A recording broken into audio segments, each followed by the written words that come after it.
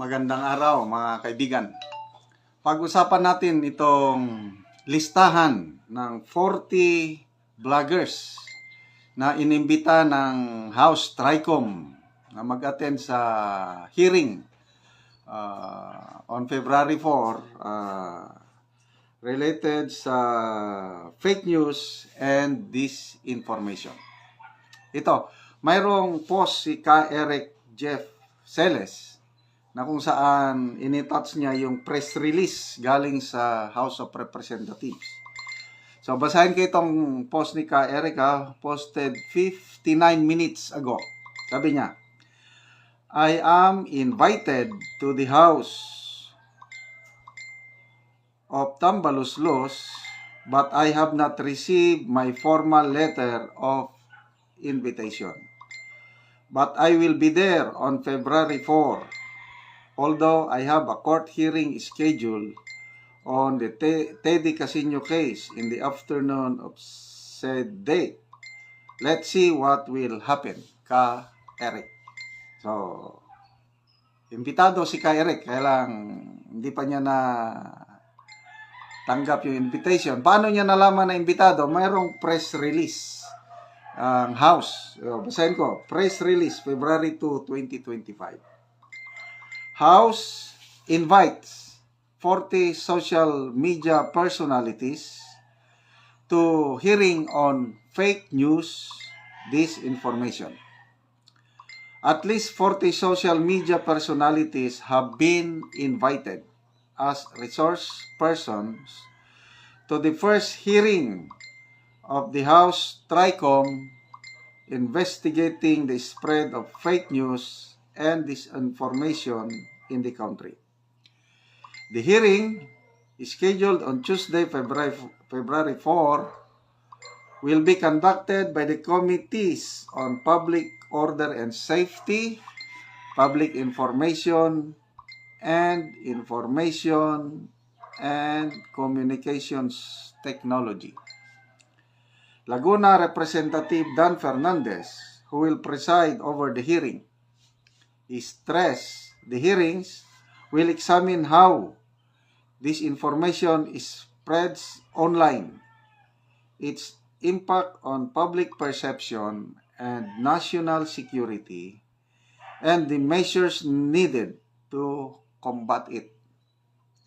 The chairman of the House Committee on Public Order and Safety emphasized the need to protect Filipinos from false information intended to mislead and divide. Ito ang statement ni Congressman Fernandez. Ang mga Pilipino ay may karapatan sa katotohanan. Dapat protektahan natin ang ating mga kababayan laban sa maling impormasyong nagdudulot ng takot at pagkawatak-watak sa ating lipunan. The 40 invited resource persons are known for their influence on social media platforms where they engage in political discourse, news analysis, and online commentary. The list includes, ito na, yung mga vloggers. Karamihan dito, mga Duterte diehard supporters. Karamihan na, hindi naman lahat siguro. Number 1, Malu Tikia. Si Professor Tikia. Number 2, Jose Yumang Sonsa. Okay, si Jason sa pala ito.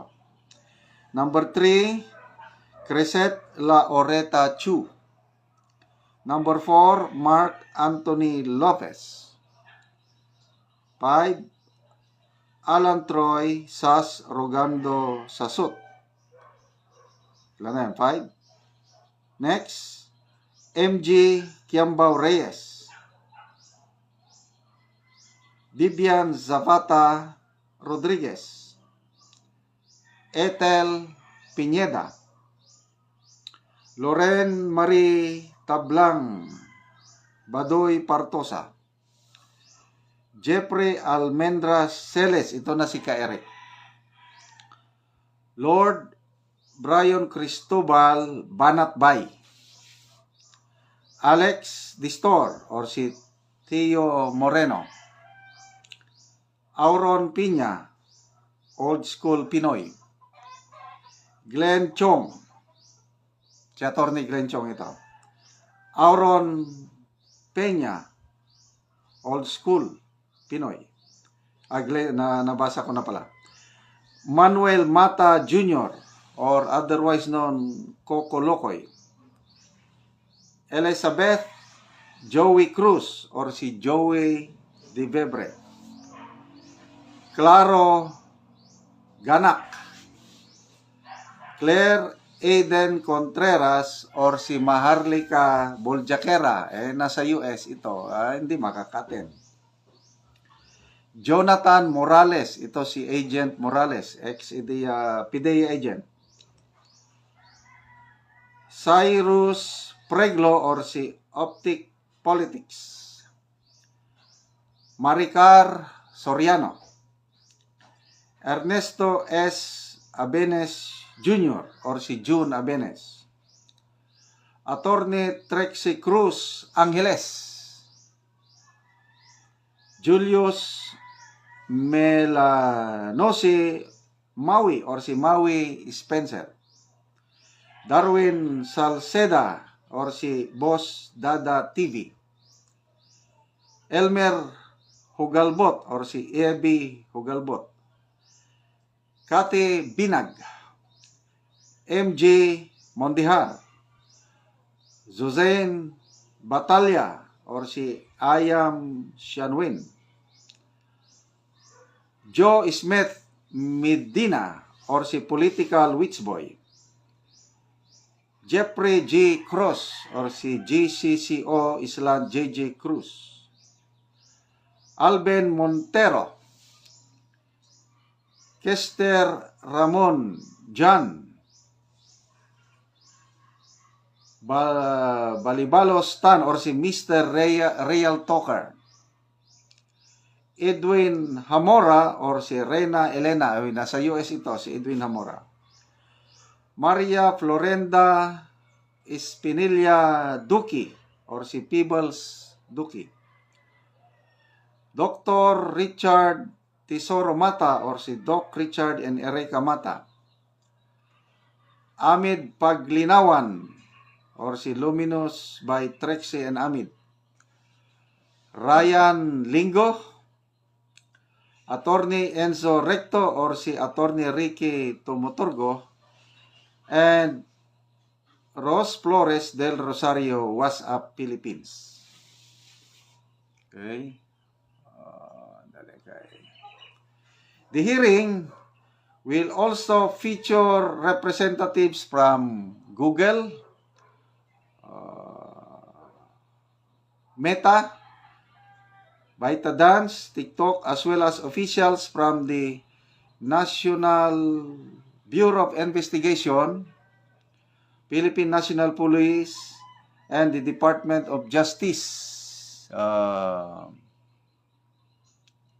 who are expected to discuss regulatory challenges and enforcement mechanism against online disinformation.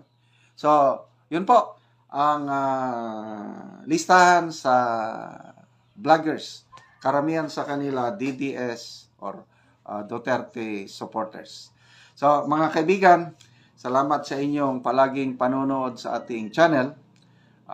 Nagkakaroon tayo ng income at nagagamit ito para sa pagtulong sa tribong Talandig. Namimigay tayo ng libreng yero at pako para ang mga sira-sirang bahay ng tribong Talandig mapaayos nila or yung mga walang bahay nakakapagpatayo ng sariling bahay. Panoorin nyo ang video.